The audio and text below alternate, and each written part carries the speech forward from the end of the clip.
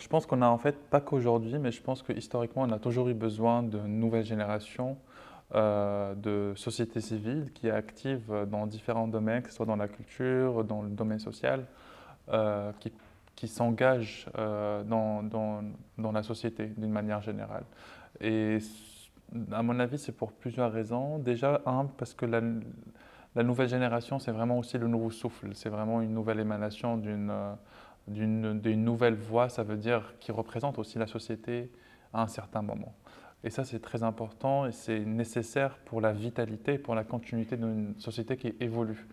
Je pense que avoir laissé place ou plutôt vraiment soutenir des jeunes initiatives de jeunes générations, ce n'est pas simplement être en accord avec la jeunesse, etc., mais c'est aussi permettre à la société un développement qui laisse une place à l'épanouissement de nouvelles voies. L'art et la culture ont effectivement cette habilité de transformer les sociétés parce que pour moi, ça représente des petits laboratoires.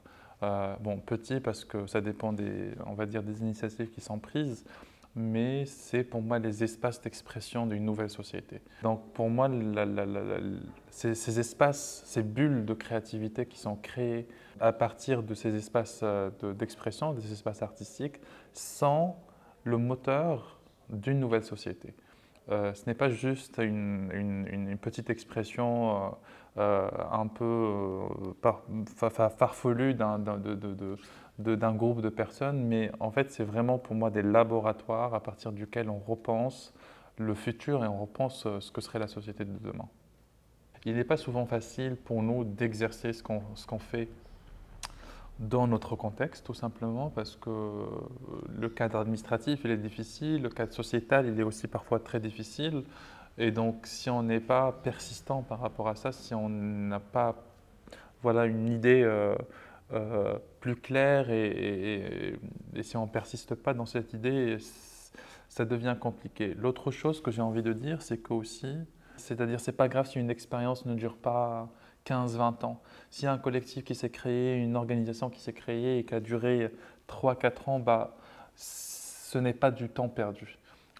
Et il ne faut pas voir ça comme une défaite, vraiment. Il faut voir ça comme une vraie expérience qui a eu lieu à un certain temps et qui a permis à certaines expériences d'avoir lieu. Et on a souvent tendance à penser à ce que si ça n'a pas pu persister, c'est que comment dire, que c'est une faille. Mais en vrai non, parce que c'est ce qu'on a tendance à nous faire croire, mais en réalité, c'est des expériences qui ont tout autant place et on en a besoin, même s'ils sont dans un petit laps de temps.